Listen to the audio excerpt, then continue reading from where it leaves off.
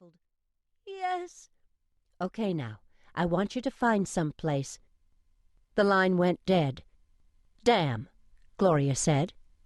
"The Atlanta team just phoned in," Simon said. 10-minute ETA. Who is it?" Gloria waved a hand at her screen. Simon leaned over to look at the photo. A teenage girl grinned back. "Ah, shit," he said. "Not another one." The driver swung the SUV into the park and doused the lights. Dennis Malone stared out the window into the overcast night. He turned to tell Simon they'd need good lighting, and saw that the crime scene tech was already fiddling with his flashlight, replacing the batteries. Dennis nodded, stifled a yawn, and rolled down the window for some air.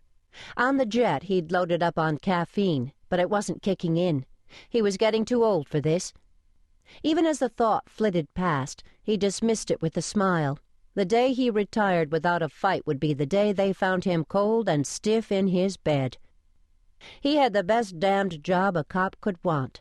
Head of the finest investigative unit in the country, with the kind of resources and funding his old buddies in the FBI could only dream about. And he didn't just get to solve crimes. He got to plan them. When the Cortezes needed to get rid of someone, they came to Dennis and, together with his team, he'd devised the perfect crime, one that would stump the authorities. That was the best part of his job. What he was doing tonight was the worst. 2 in 1 week. Dennis told himself it was a coincidence, random attacks unconnected to the cabal itself. The alternative. Well, no one wanted to consider the alternative. The SUV stopped. "Over there," the driver said, pointing. "To the left, behind those trees." Dennis swung open his door and stepped out. He rolled the kinks from his shoulders as he surveyed the site. There was nothing to see. No crime scene tape, no television crews, not even an ambulance. The Cabal EMTs had been and gone, arriving silently in an unmarked minivan, then speeding back into the night, headed for the airport, where they'd load their passenger on the same jet that had brought Dennis and Simon to Atlanta. Over by a stand of trees, a flashlight signaled with an on-off flicker. "Malone," Dennis called.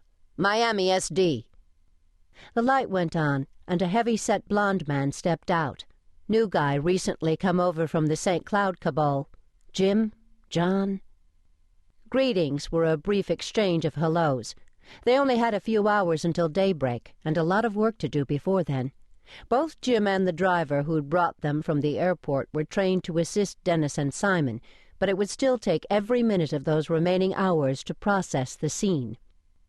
Simon moved up behind Dennis, camera in one hand, light source in the other. He handed the light source to the driver. Kyle, wasn't it? And pointed out where he wanted Kyle to aim it.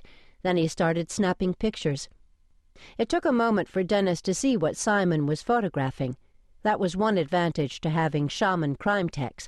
Lead them to a scene and they instinctively picked up the vibes of violence and knew where to start working. Following the angle of Simon's camera lens, Dennis looked up to see a rope dangling from an overhead limb, the end hacked off. Another length lay on the ground, where the EMTs had removed it from the girl's throat. "It took me a while to find her," Jim said. "If I'd been just a few minutes faster." "She's alive," Dennis said. "If you hadn't been that fast, she wouldn't be." His cell phone vibrated. He took it from his pocket. A text message. "Have you updated Mr. Cortez?" he asked Jim. "He hasn't received a site report yet." From Jim's expression, Dennis knew he hadn't sent one. With the St. Cloud Cabal, you probably didn't phone anyone in the family at 3 a.m. unless the Tokyo stock market had just crashed. Not so when you worked for the Cortezes. "You filled out a preliminary report sheet, right?" Dennis said. Jim nodded and fumbled to pull his modified Palm Pilot from his jacket. "Well, send it to Mr. Cortez immediately. He's waiting to notify Dana's father, and he can't do that until he knows the details." Which Mr. Cortez?" "Benicio," Simon murmured as he continued snapping pictures. "You need to send it to Benicio." "Oh? Right." As Jim transmitted the report, Simon moved back to photograph the rope on the ground. Blood streaked the underside of the coil, and Dennis flinched, imagining his granddaughter lying there.